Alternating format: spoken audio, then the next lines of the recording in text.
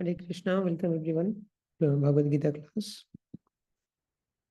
We begin with the Mangalacharan prayers.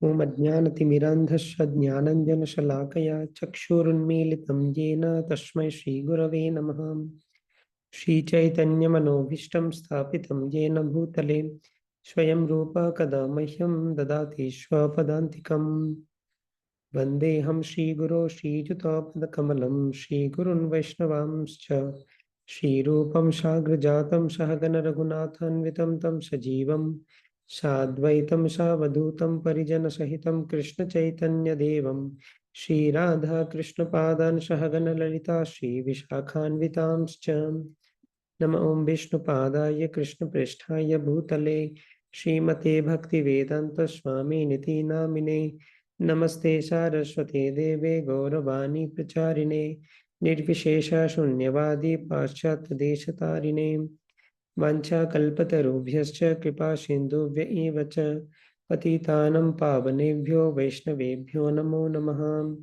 Namo Mahavadanyaya Krishna Prema Pratayate Krishnaya Krishna Chaitanya Namne Gauratvishe Namaha Panchatattvatmakam Krishnam Bhakta Rupa Swarupakam Bhaktavataram Bhaktakyam Namami Bhakta Shaktikam He Krishna Karuna Sindho Dina Bandho Jagatpate Gopesha Gopika Kanta Radha Kanta Namostute Tapta Kanchana Gaurangi Radhe Vrindavaneshwari Vrishabhanusute Devi Pranamami Hari Priye Nilachala Nivashaya Nityaya Paramatmane Balabhadra Subhadrabhyam Jagannathaya Te Namaha Jai Shri Krishna Chaitanya Prabhu Nityananda Shri Advaita Gadadhara Shivashadi Gaura Bhakta Vrinda Hare Krishna Krishna Krishna Hare Hare Hare Rama Rama Rama Hare Hare. Okay. So let's continue our journey of Bhagavad Gita. We are in the 13th chapter currently. First section of the 13th chapter we covered already.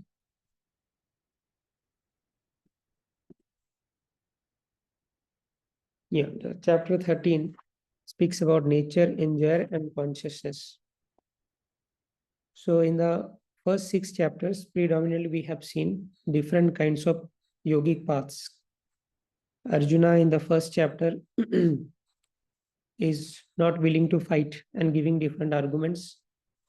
And Lord Krishna defeats those arguments in chapter 2 and 3 by explaining Sankhya Yoga, Sakam Karma Yoga, Niskam Karma Yoga, or Buddhi Yoga.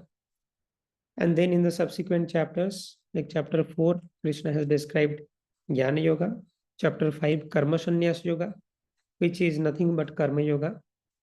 And in chapter 6, Krishna explained Ashtanga Yoga.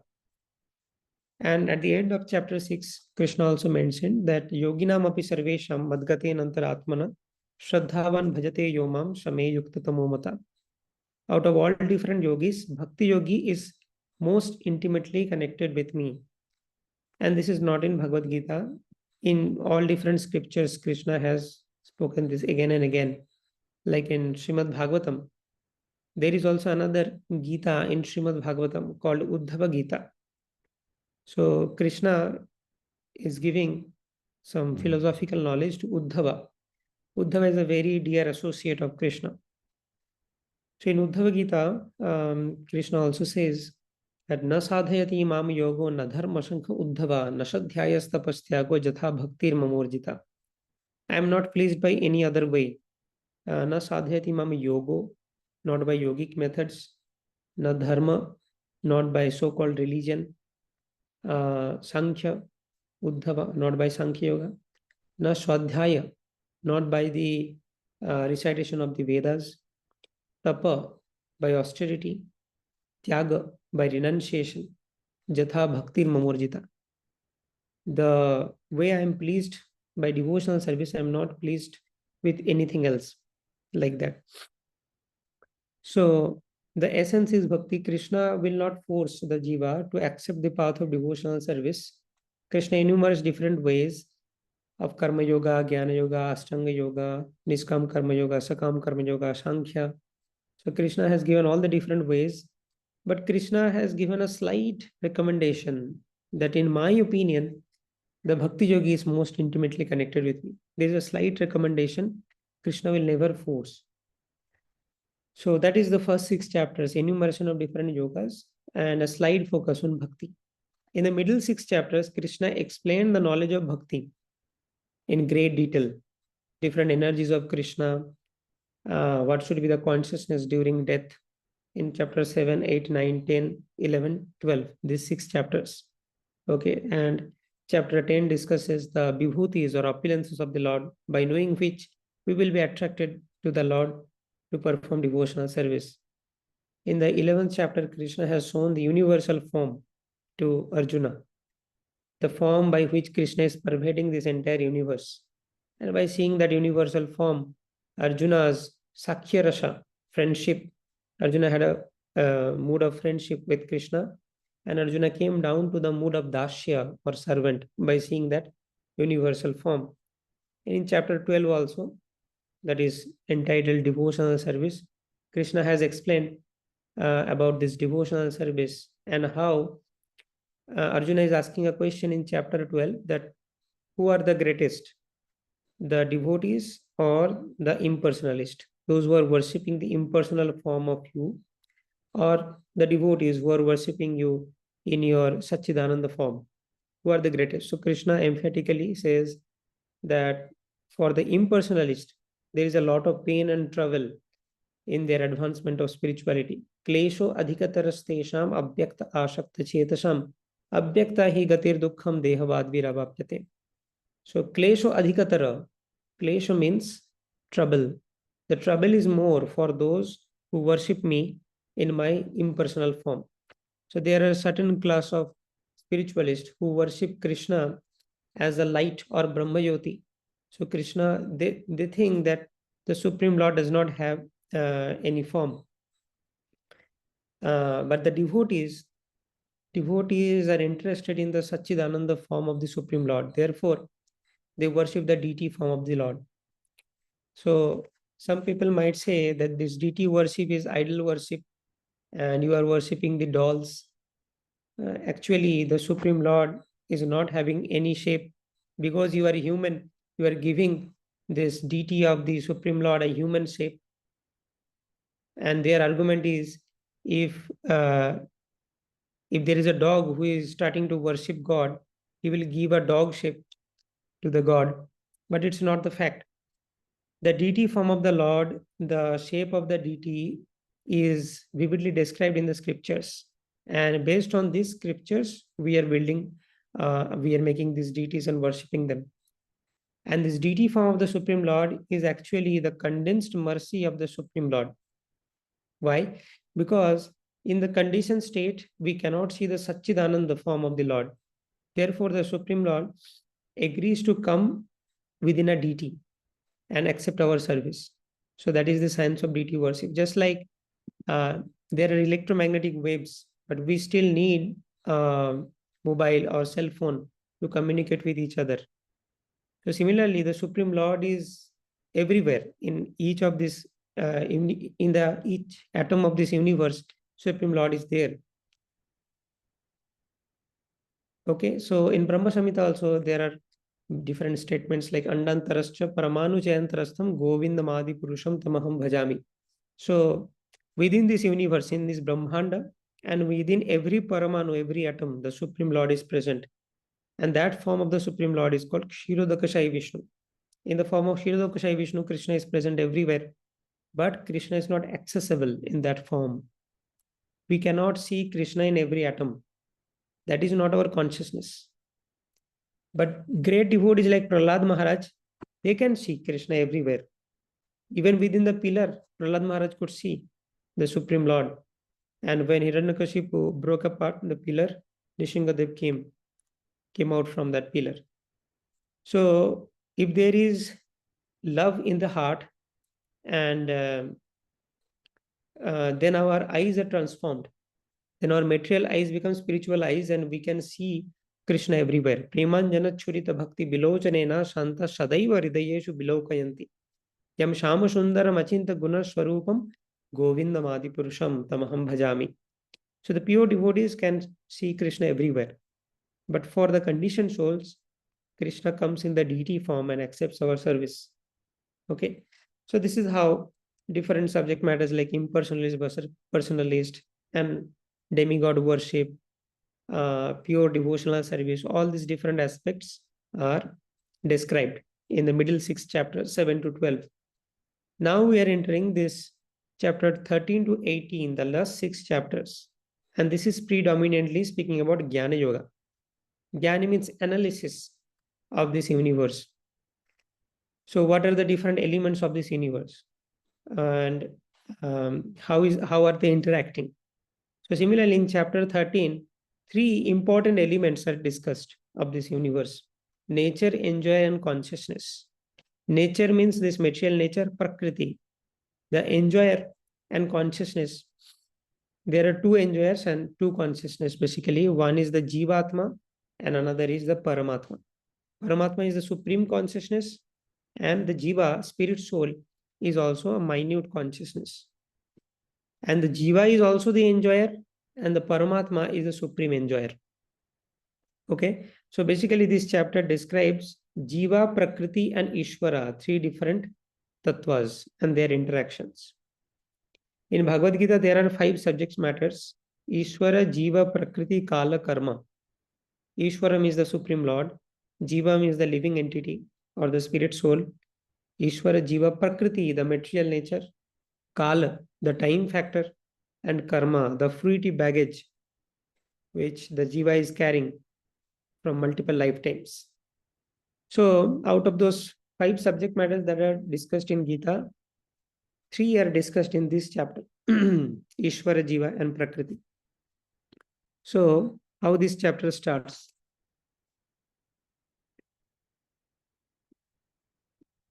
This starts with Arjuna's question. Arjuna is asking question about 6 things: Prakriti, Purusha, Kshetra, Kshetrajna, Jnanam, Jnayam.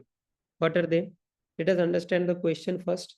And we have seen up to this verse number 7, Krishna has described the Kshetra and the Kshetrajna and Jnanam up to some extent. Now Krishna will elaborate on this Jnanam, and we will see that in today's class. So let's quickly recap what were the questions of Arjuna. Arjuna said, "Oh my dear Krishna, I wish to know about Prakriti, the nature, the material nature, the Purusha, the enjoyer, and the field and the knower of the field, and the knowledge and the object of knowledge." These are the 6 things. Okay. So Prakriti means material nature. So if you see, in this world, this is called the material world. This material world is made up of 2 things. One is the Jiva and another is the Jada. One is the living entities, another is the non-living entities. So the living entities means humans, animals, birds, and all other living species. So these are living entities. And apart from this, we can see there are so many non-living entities in the nature. Okay. And this nature is not also, the nature is also having some consciousness. For example, if you plant a seed, automatically the tree comes out. Okay. So the Supreme Lord has programmed this material nature in such a way that it can work automatically. Although it seems that automatically the seed is like the tree is coming out of the seed and everything is happening automatically. Automatically rain is happening, the seasons are changing. Okay. So the modern explanation of season change is the rotation of the planets. So that is also happening automatically. So it seems that everything is happening automatically, but actually it's like software programmed by the programmer. And when you run the software, it seems everything is running automatically. So the Supreme Lord has programmed this material nature. The Supreme Lord has programmed this law of karma. And now everything is happening automatically. And the Supreme Lord is not seen. Okay. So that automatic thing is called Prakriti or material nature. And Purusha has two meanings. One is the Jiva, the living entity comes into this material nature and tries to enjoy. Therefore, the living entity is also called Purusha. And the Supreme Purusha, the Supreme Enjoyer, is the Supreme Lord. So, two meanings of Purusha. Then comes the field and the knower of the field. What are these two things? Field means Kshetra. Field means a place where all the activities are done. That is called the field. And here in this context, field means the body, material body of the living entity. This body made up of Pancha Mahabhuta, earth, water, fire, air, ether, mind, intelligence, false ego. 3 subtle elements and 5 gross elements. This is called the body or the field. And who is the knower of the field? There are 2 knowers of the field. Within this body, there are 2 consciousness. One is the Jiva, the minute consciousness. Another is the Paramatma. Both Jivatma and Paramatma is residing within this body. And they both are the knower of the field. But there is a difference between Jivatma and Paramatma. The Jivatma or the living entity or the soul is only aware of the happenings within his body. But the soul is not having knowledge about what is happening within others' body. But the other knower of the field, Paramatma, knows about everything within this material universe. So Paramatma has the information about all the different bodies, all the different species. So in all different species, the same Paramatma is there, and the same Paramatma has expanded itself into many forms and entered into different life forms. So Paramatma is also the knower, and the Jivatma is also the knower. But Jivatma is the localized knower. It only knows about the happenings within his body. And the Paramatma knows everything about all different bodies. Okay. So that is the Kshetra and Kshetragya, the field and the knower of the field. Then comes Jnanam and Jnayam. Jnanam means knowledge. Okay. And the Jnayam means the object of knowledge. So the knowledge means whatever is explained in the scriptures. And the object of knowledge is the Supreme Personality of Godhead, Krishna. So that will be explained in detail. So these are the 6 questions. We need to remember this throughout this chapter. Prakriti, Purusha, Kshetra, Kshetragya, Jnanam, and Jnayam. These are the 6 questions posed by Arjuna. Now let's see how Krishna answers them. O Shyana Bharata, you should understand that I am also the knower in all these bodies. The Supreme Person of Godhead said, this body, O son of Kunti, is called the field. The body is the field. And one who knows this body is called the knower of the field. One who knows the body is the knower. But there are 2 personalities who know about this body.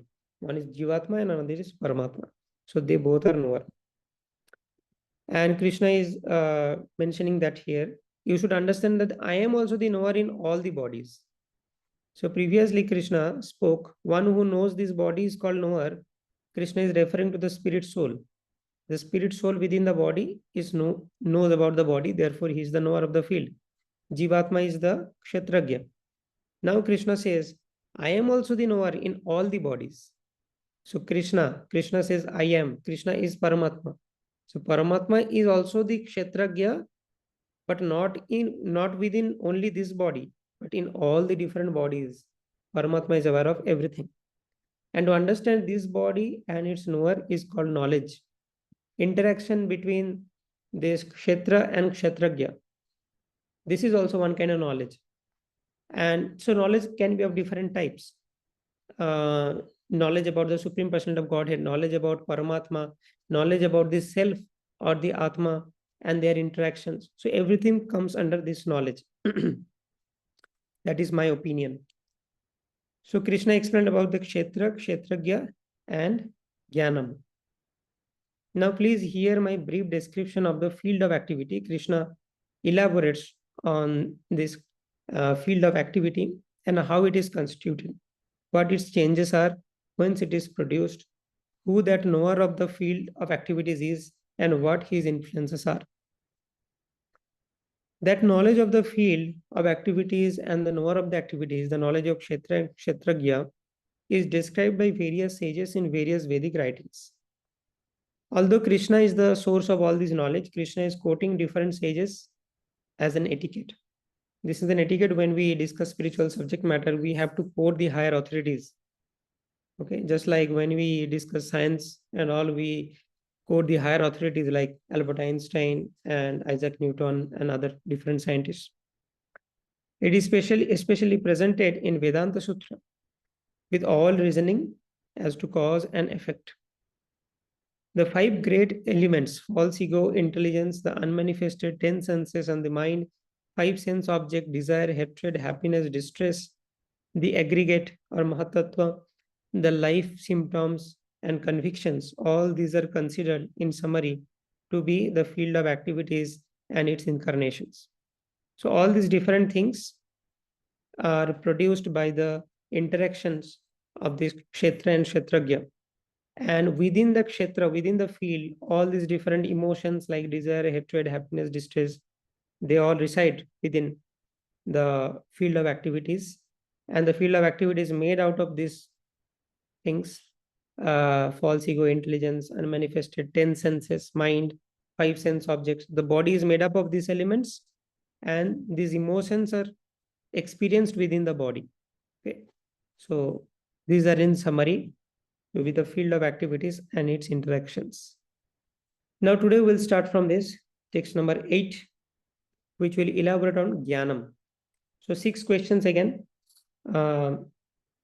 Prakriti, Purusha, Kshetra, Kshetragya, Jnanam, Gyam. So Kshetra and Kshetragya is discussed. The field of activity and the knower of the field. Field of activity is the body. It has different elements. And the knower of the field is Jivatma and Paramatma. Jnanam is the interaction between the Kshetra and Kshetragya. And there is another aspect of this Jnanam that is being explained now. Amanityamadam vitva mahimsha shantirarjavam acharyopasanam shaucham stairyam atma vinigraham indriyartheshu vairagya manahankar evacha janma mrityu jara vyadhi dukkha doshanudarshanam ashaktir anavishvanga putradara grihadishu nityam cha samachitvatvam ishta nishtopapattishu मयि च अनन्ययोगेन भक्तिरव्यभिचारिणी विविक्तदेशसेवित्वामरतिर्जनसंसदीम् अध्यात्मज्ञाननित्यत्वां तत्त्वजिज्ञासा तत्त्वज्ञानार्थदर्शनम् एतज्ज्ञानम् इति प्रोक्तम् अज्ञानं यद् अथोऽन्यथा. So different qualities are explained here. These are 4 verses, 8, 9, 10, 11, 12, 5 verses together. And different qualities are explained here. Okay, so let's see what are these qualities. Humility, pridelessness, non-violence, tolerance, simplicity, approaching a bona fide spiritual master. So humility means feeling oneself low. Pridelessness, similar thing. Non-violence, non-being violent to other, like being compassionate to other jivas.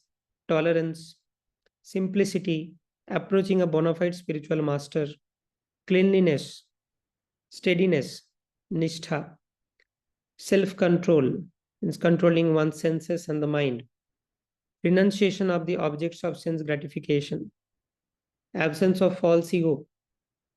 Due to false ego, one thinks I am the enjoyer. Absence of false ego means one realizes I am eternal servant of Krishna. The perception of the evil of birth, death, old age, and disease. One who can understand that taking birth again and again in this material world is not a very intelligent move. So I have to get out of this material world. One who understands the futility of birth, old age, disease, and death. Detachment, freedom from entanglement with children, home, wife, and the rest. So not being attached to this material world, because these all things are temporary. Anytime anyone can leave us. So we must be prepared for that. We must be detached. Even-mindedness amid pleasant and unpleasant events. So either in sukha or dukha, such a person is steady, sthita pragya. Constant and unalloyed devotion to me, aspiring to live in a solitary place, detachment from general mass of people, accepting the importance of self-realization, and philosophical search for the absolute truth. All these I declare to be knowledge, and besides this, whatever there may be is ignorance. So there are 20 qualities being discussed here, and Krishna says these are all positive qualities. And all these positive qualities are knowledge. And apart from this, means the opposite of all these things are called ignorance. So what is the definition of knowledge? Knowledge is the cultivation of these kind of things which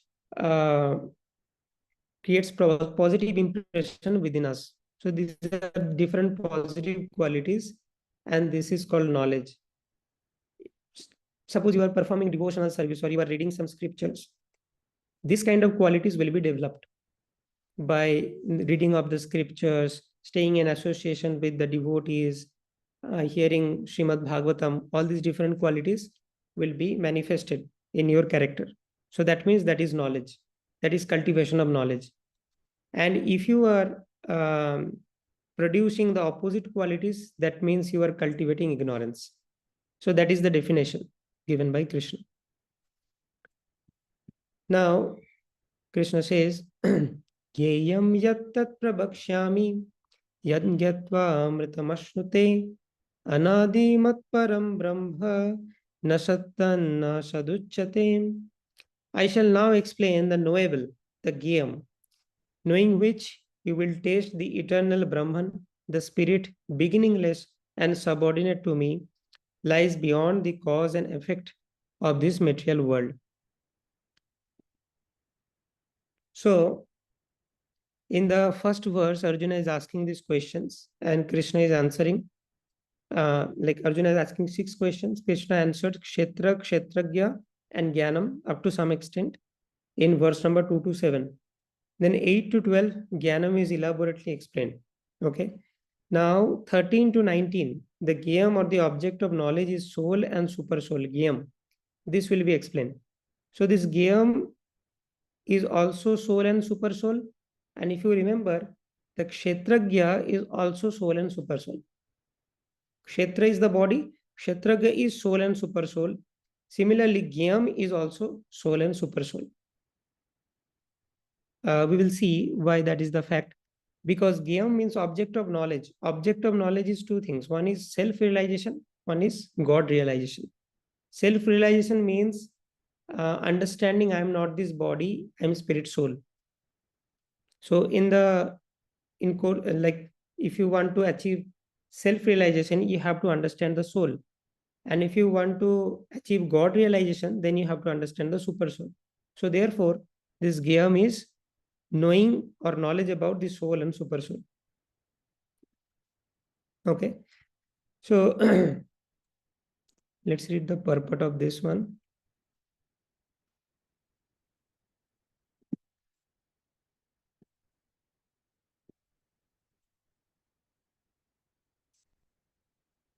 Yeah, this is the knowledge. And this is Gyam. The Lord has explained the field of activities and the knower of the field. That is Kshetra and Kshetragya. He has also explained the process of knowing the knower of the field of activities. Knower of the field of activities means Kshetragya. The process by which we can know this knower of the field of activities or Kshetragya, that is explained by cultivating different qualities. Now he begins to explain the knowable. First the soul and then the super soul. 2 kinds of knowable. First the soul and then the super soul. By knowledge of the knower, both the soul and super soul, one can relish nectar of life. As explained in the 2nd chapter, the living entity is eternal. This is also confirmed here. There is no specific date at which the Jiva was born. The Jiva is eternal. Nor can anyone trace out the history of Jivatma's manifestation from the Supreme Lord. Therefore, it is beginningless. The Jiva is therefore called Anadi, eternal. The Vedic literature confirms this. Na jayate mriyate va vipaschit Katha Upanishad. Similar verse is there in Gita as well. Na jayate mriyate va kadachin. The knower of the body is never born, never dies, and he is full of knowledge. So the soul is initially full of knowledge. Soul is made up of three things: Sat, Chit, Ananda. So Sat means the soul is eternal. Chit means the soul is full of knowledge.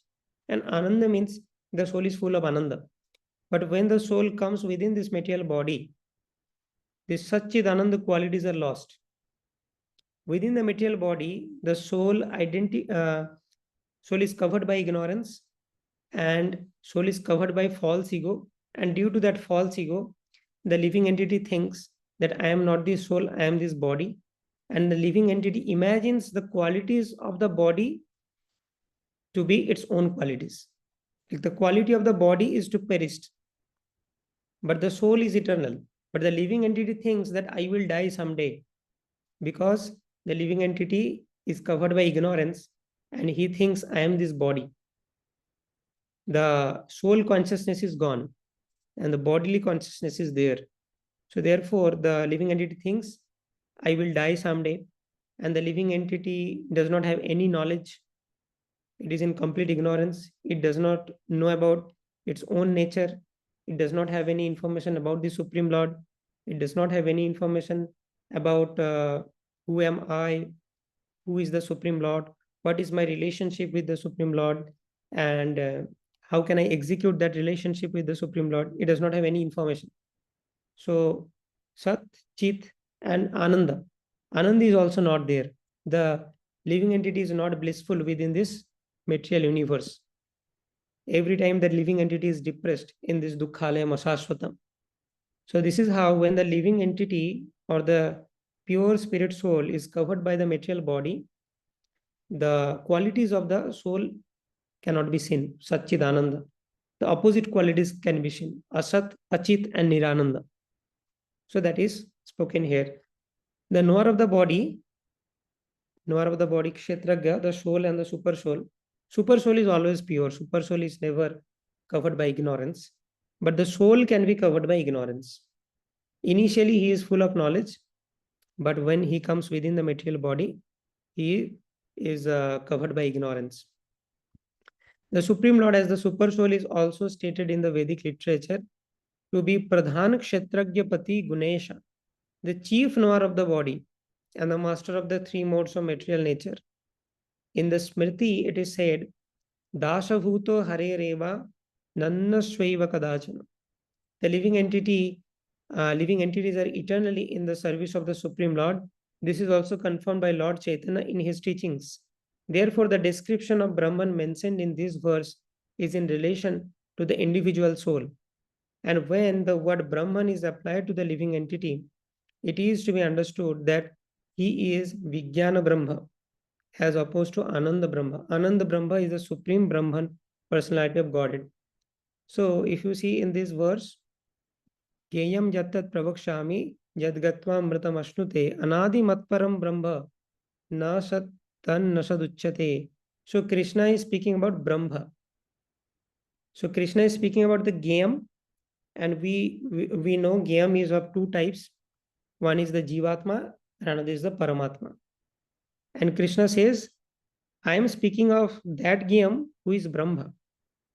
Now Jivatma can be also called Brahma, and the Paramatma is actually Parabrahma. The Jivatma is Brahma and the Paramatma is Parabrahma. Why the Jivatma is Brahma? Because Jivatma is also made up of Satchidananda. It is also spiritual in nature. The word Brahma means spiritual in nature. Anadi Matparam Brahma. Anadi means the living entity. Jivatma is also eternal. Therefore, it is called Anadi. Matparam Brahma. This is how Krishna makes it clear that I am speaking about the Jivatma. Matparam Brahma means this Brahma is surrendered unto me. So who is the Brahma who is surrendered unto Krishna? That is the Jivatma. So here Krishna is not speaking about Paramatma. So here Krishna is speaking about one type of Geyam, that is Jivatma, Mat Param Brahma. Now in the next verse, Krishna says, Sarvata panipadam tat sarvatokshi shiro mukham sarvata shruti malloke sarvamavritya tishtati. Everywhere are his hands and legs, his eyes, heads and faces, and he has ears everywhere. In this way, the super soul exists, pervading everything. So there is another kind of game, that is the super soul. And the super soul had these qualities. So when I say sarvato pani padam tat sarvatokshi shiromukham, that everywhere, so Krishna is speaking about another type of game whose hands and legs, eyes, heads and faces are everywhere. So this cannot be the Jivatma, because Jivatma is localized within one body. So this must be the Supreme Personality of Godhead or the Super Soul or Paramatma. So two types of game is discussed. One is Jivatma and another is Paramatma. Sarvendriya guna bhasham sarvendriya vivarjitam asaktam sarva vrichaiva nirgunam guna bhoktricham. The super soul is the original source of all senses, yet he is without senses. He is unattached, although he is the maintainer of the living beings. He transcends the mode of nature, and at the same time, he is the master of all the modes of material nature. So now, here is an interesting thing. Sarvendriya gunavasam, sarvendriya vivarjitam. So the qualities of super soul is being explained here. And it says sarvendriya gunavasam. It has sarva indriya, all the different senses. The super soul is the original source of all senses. Yet, sarvendriya vivarjitam. Vivarjitam means without. Yet he is without senses. So now, some Mayavadi spiritualist, they take advantage of this kind of statements and they try to prove, see, that means the Supreme Lord is without any senses, without any form. So Supreme Lord is formless, because here in this verse we can see sarvendriya vivarjitam. But that is not the correct explanation. If that is the meaning, that the Supreme Lord is formless, then why it is mentioned here sarvendriya gunavhasam? That is not the reconciliation. If you see Ishopanishad emphatically destroys Mayavad. In Ishopanishad, there is a verse where it says Ashna Viram, and then the next word is used Akayam. Akayam and Ashna Viram, both are used simultaneously. Now let us understand what is this. Akayam means a person who does not have a body. Kaya means the body. Akayam means does not possess a body. And then it says Ashna Viram. Ashna Viram means in that body there are no veins. Okay. In that body there is no veins. So if we say there is no body, there is no need to say that within the body there are no veins. But in the description of the Supreme Lord, Ishopanishad says Akayam but Ashna Viram.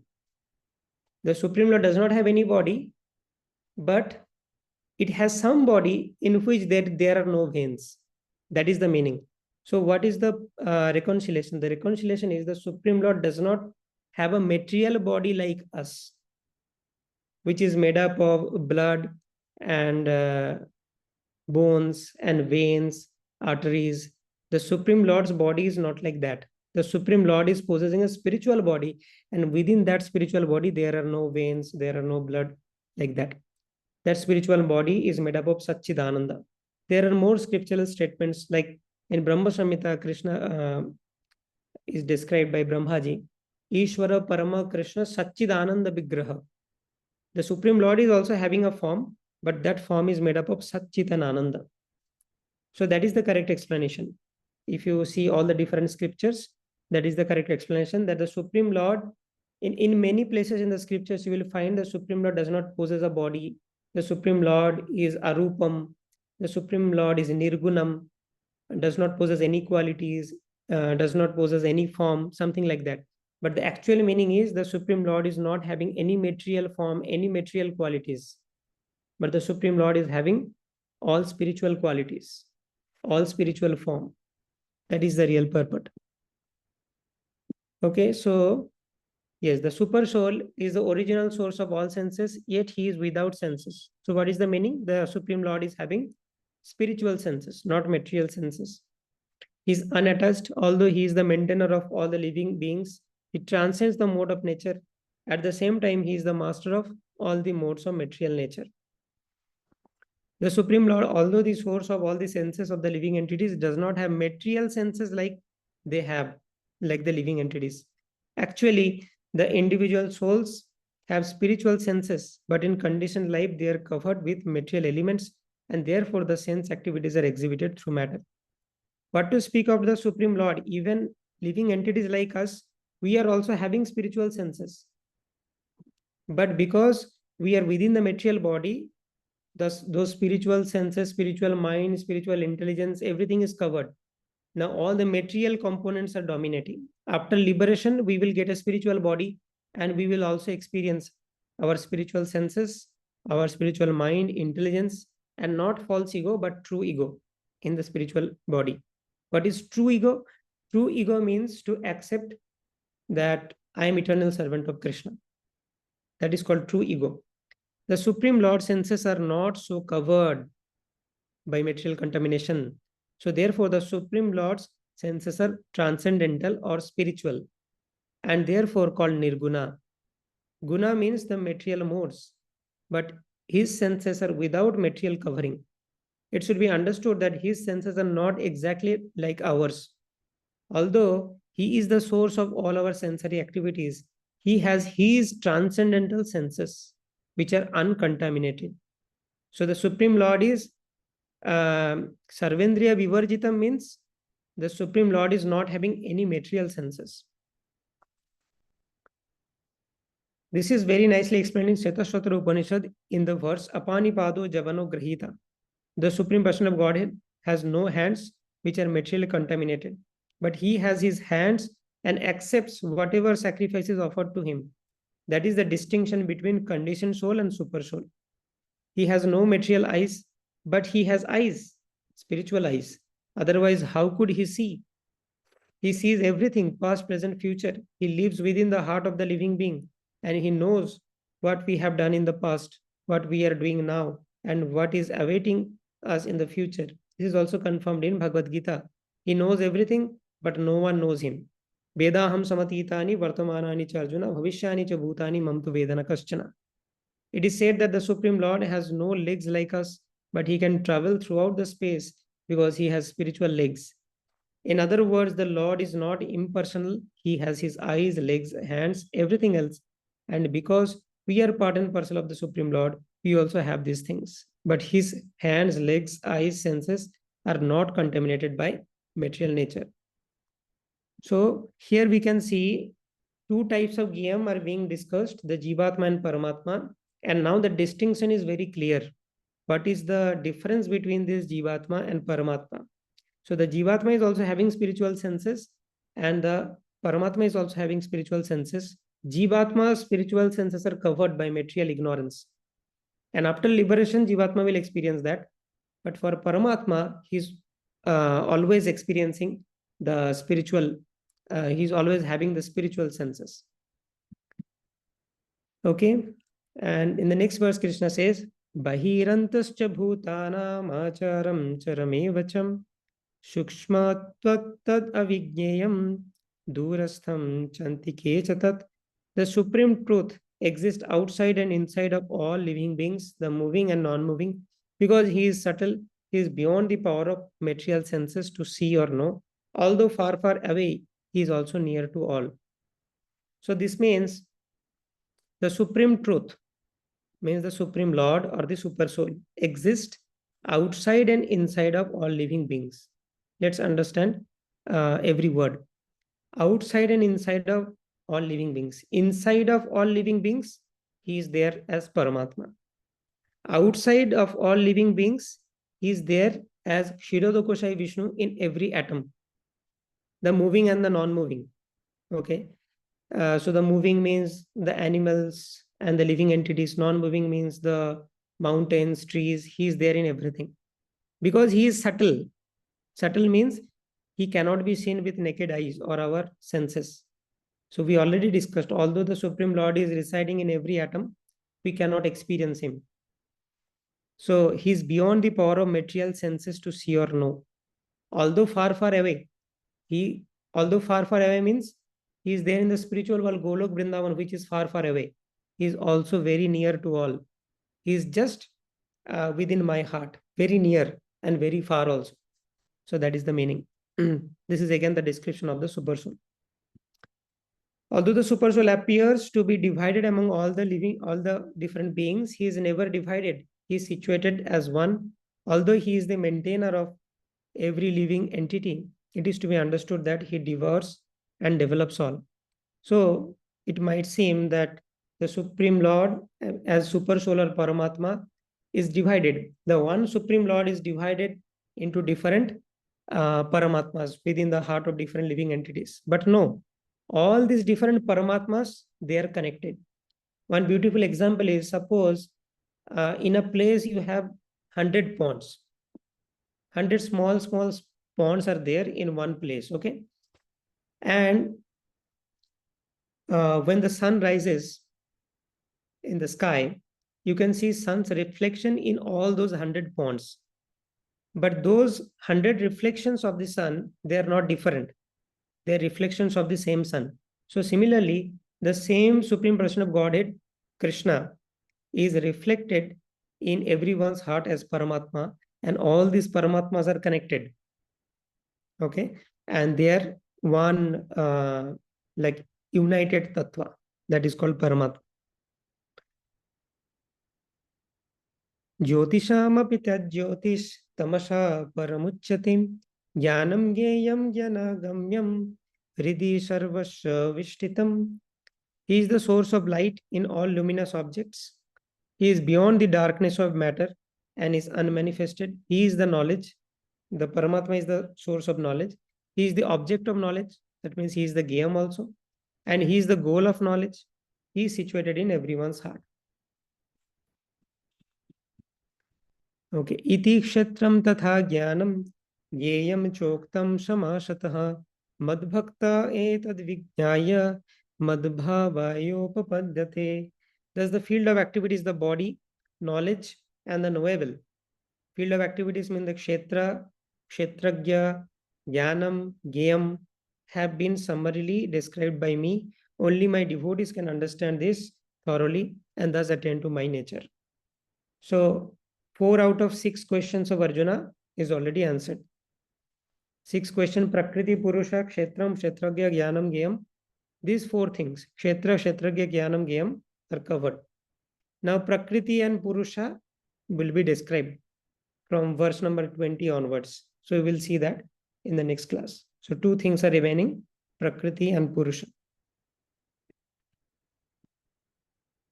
Srimad Bhagavad Gita as it is ki jai, Srila Prabhupada ki jai, and Thai Gaur Premanande, Hari Hari Bol. Thank you very much for patiently hearing. If you have any questions, we can take now.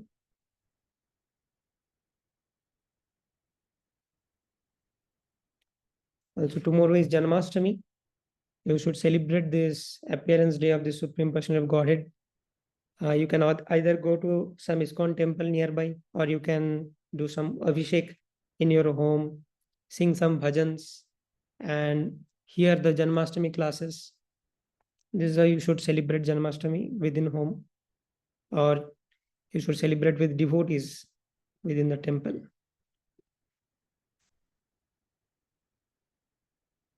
No questions? Okay. Thank you very much. So we'll again meet next week. Hare Krishna.